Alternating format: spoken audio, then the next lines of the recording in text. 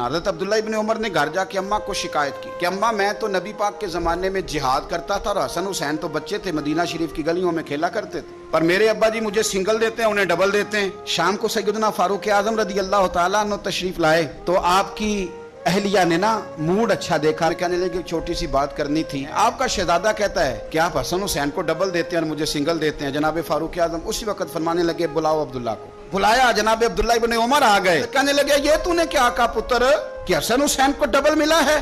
फरमाया बता क्या तेरी माँ का नाम भी फातिमा ज़हरा है, तेरे बाप का नाम भी अली मुर्तजा है, और पुत्र बोल के बता क्या तेरे नाने का नाम भी मोहम्मद मुस्तफ़ा है?